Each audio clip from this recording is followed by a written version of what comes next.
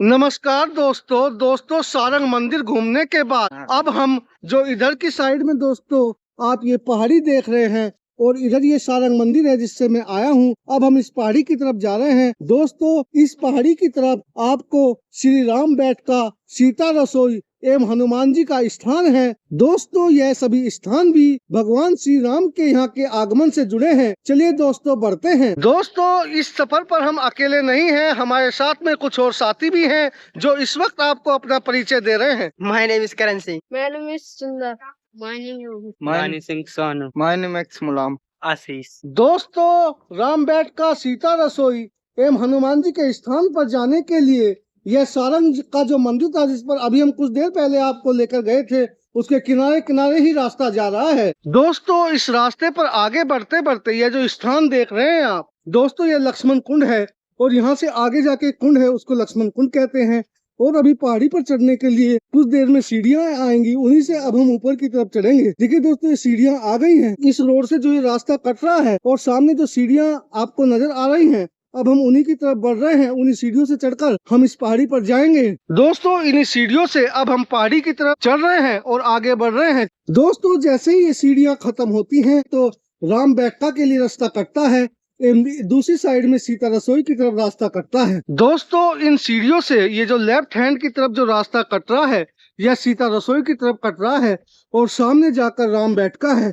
अभी पहले हम राम बैठका की तरफ जा रहे हैं, उसके बाद फिर वापिस आएंगे दोस्तों। इन सीढ़ियों से चढ़ते चढ़ते अब हम काफी ऊपर की तरफ आ गए हैं इस पहाड़ी पर और इस वक्त बारिश का मौसम है इसीलिए घूमने में मजा भी अच्छा आ रहा है दोस्तों। इन सीढ़ियों पर चढ़ते हुए हमें लगभग 5 मिनट का समय हो गया है और यहाँ से सीढ़ियाँ खत्म हो गई हैं। और दोस्तों अब ये रास्ता राम बैठका के लिए जा रहा है जिस पर हम आगे बढ़ रहे हैं दोस्तों। राम बैठका जाने के लिए जो कच्चा रास्ता शुरू हुआ था यहाँ से भी इस वक्त हम नीचे की तरफ उतर रहे हैं दोस्तों। राम बैठका जाते वक्त यहाँ से आप देखिए इस पहाड़ी से सारंग का कितना बेहतरीन नजारा आता है और यहाँ से सामने की तरफ देखेंगे तो दोस्तों सामने सारंग मंदिर भी नजर आता है और सामने देखिए पहाड़ी का एकदम हरा भरा नजारा है दोस्तों। यह रास्ता थोड़ा ऊंचा नीचा है, यहाँ से कुछ पत्थरों से आगे की तरफ कूद के जाना पड़ता है जिस पर इस वक्त हम आगे की तरफ बढ़ रहे हैं दोस्तों। इन ऊंचे नीचे पत्थरों को पार करते हुए फाइनली हम इस राम बैठका पर आ गए हैं दोस्तों। आप जो ये सफेद रंग का एक चबूतरा टाइप देख रहे हैं यही राम बैठका है। चलिए दोस्तों इसको अब हम आपको आगे से जाकर दिखाते हैं।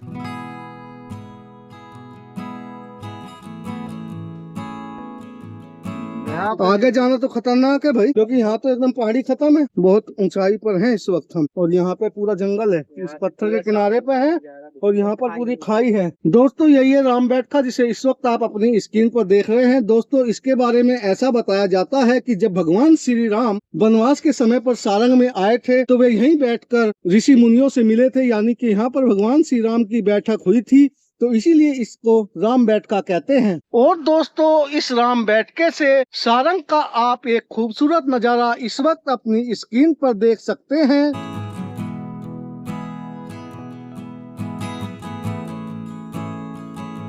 इसी राम बैठके के नीचे वो अजगर सांप रहता था और बताते हैं कि हमारे जो गांव के वो है चरवाहे बकरियां चराते हैं उनकी बकरियां भी खा गया था दोस्तों। इस वक्त हम इस पहाड़ी का जो पिकनिक स्पॉट है वहाँ पर आ गए हैं। आप देखेंगे इस वक्त हम गहराई में हैं और यहाँ पर ऐसा बताते हैं कि जब बारिश का मौसम है या कोई ऐसी समस्या है तो यहाँ पर लोग बाग इस गुफा में आकर चूल्हा वगैरह बनाकर पत्थरों का खाना वगैरह बनाते हैं। और ये मतलब कि ऊंचाई मतलब काफी गहराई में है, ऊपर की तरफ देखें तो आपको काफी चट्टानें दिखाई देंगी। यहाँ पे भी देखिए दोस्तों कुछ ऐसी स्ट्रक्चर है जहाँ पर जो है टूरिस्ट आकर पार्टी वगैरह करते हैं। इधर देखिए आपको पानी वगैरह की बोतल भी नजरें आएंगी। इस वक्त ये एक तरह से पिकनिक स्पॉट है दोस्तों यहाँ का। और देखिए यहाँ पर एक चूल्हा भी हमको बना हुआ नजर आ गया है। इस तरह से जो यहाँ पर पर्यटक आते हैं वो चूल्हा बनाते हैं इन गुफाओं के नीचे और यहाँ पर पार्टी करते हैं दोस्तों। राम बैठका के दर्शन करने के बाद अब हम अगले स्पॉट सीता रसोई की तरफ बढ़ रहे हैं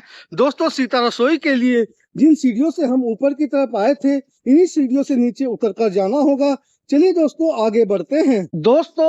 इन सीढ़ियों से लगभग 2 मिनट नीचे पैदल की तरफ बढ़ने के बाद यहाँ से जो ये रास्ता इधर की तरफ कट रहा है यह सीता रसोई के लिए जा रहा है। चलिए दोस्तों इस वक्त हम सीता रसोई की तरफ बढ़ रहे हैं दोस्तों सामने जो आपको पेड़ नजर आ रहा है और उसके पास में जो एक चट्टान नजर आ रही है, दोस्तों यही है सीता रसोई। चलिए दोस्तों आगे बढ़ते हैं। दोस्तों सीता रसोई जाने के लिए हमें इन सीढ़ियों से चढ़ना होगा। चलिए दोस्तों ऊपर की तरफ चढ़ते हैं और आपको इस सीता रसोई को भी आज दिखाते हैं।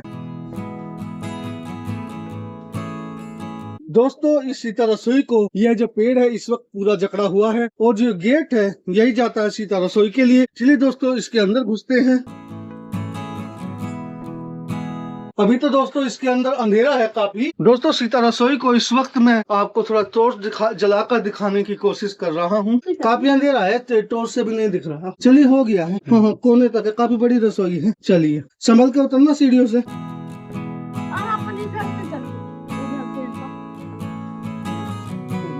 दोस्तों इस सीता रसोई के बाहरी दीवार पर यहाँ पर सीता माता की आकृति भी बनाई गई है।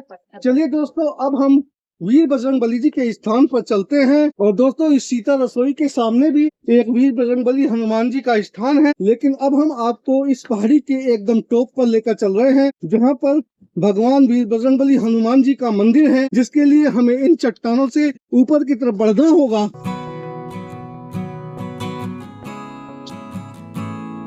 दोस्तों सीता रसोई से हनुमान जी के मंदिर पर जाने के लिए यानी कि इस पहाड़ की चोटी तक जाने के लिए कोई सीढ़ियां नहीं है, इसीलिए हमें कच्चे मार्ग से यानी चट्टानों के ऊपर से ही चलकर जाना होगा।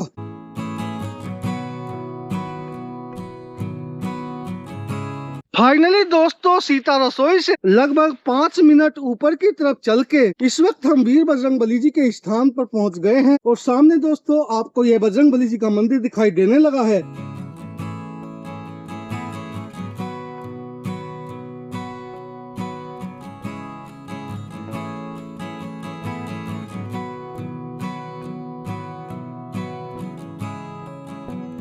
चलिए दोस्तों सबसे पहले अब हम आपको वीर बजरंगबली हनुमान जी के दर्शन कराते हैं।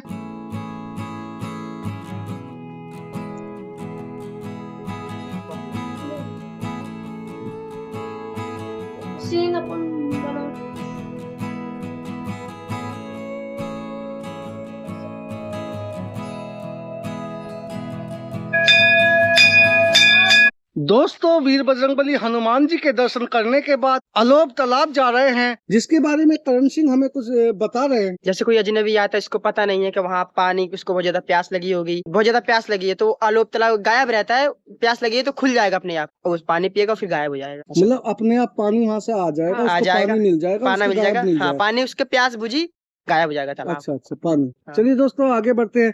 हमें पानी तो शायद देखने के लिए नहीं मिलेगा, नहीं, लेकिन फिर भी उस जगह को देख लेते हैं जहाँ पर्यटकों को अक्सर पानी मिल जाता है। अच्छा जहाँ पे ये चौतरा है इसके आसपास पानी निकल जाता है पूरे में। हाँ कहीं भी खुल सकता है। ठीक है दोस्तों अब हम इस चौतरे की तरफ जा रहे हैं। और दोस्तों ये जो आप एरिया देख रहे हैं, ऐसा बताते हैं कि यहाँ पर कहीं भी अगर कोई पर्यटक आता है और उसको अचानक से प्यास लगी है तो पानी की व्यवस्था उसको यहाँ पर हो जाती है। दोस्तों यहाँ पर हम इस चौतरे पर आए हैं और यहाँ पर ऐसा बता रहे हैं कि इस चौतरे के अंदर भी पानी रहता है। कभी कभी रहता है, कभी नहीं रहता, कोई गारंटी नहीं है। चलो देखो दोस्तों उठा के, आज पानी है कि नहीं इसमें। नहीं आज तो इसमें पानी नहीं है, लेकिन इसमें कभी कभी पानी मिल जाता है। किसी को प्यास लगती है तो यहाँ मतलब तालाब खुल जाता है और सीढ़ियाँ लग जाती हैं, तो पानी पिएगा, उसका प्यास बुझी गायब हो जाएगा। तो आप जो बड़ी चमत्कारिक बात बता रहे हैं। हाँ यही तो प्रसिद्ध है हनुमान जी मंदिर का। दोस्तों इस चौतरे के बाद अब हम आगे इस पहाड़ी के व्यू पॉइंट पर जा रहे हैं, जहाँ से बहुत अच्छा व्यू आता है। चलिए दोस्तों आगे बढ़ते हैं और यहाँ के प्राकृतिक नज़ारे आपको दिखाते हैं।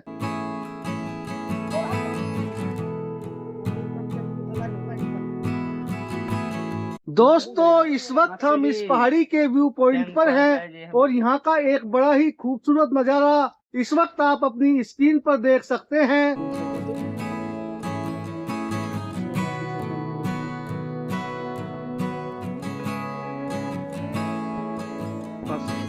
दोस्तों इस वक्त हमने इस पहाड़ी के सभी स्पॉट आपको घुमा दिए हैं, इसीलिए दोस्तों इस सफर को यहीं खत्म करते हैं और अब मिलते हैं यहाँ से आगे के सफर में। तब तक के लिए नमस्कार, जय हिंद, जय भारत।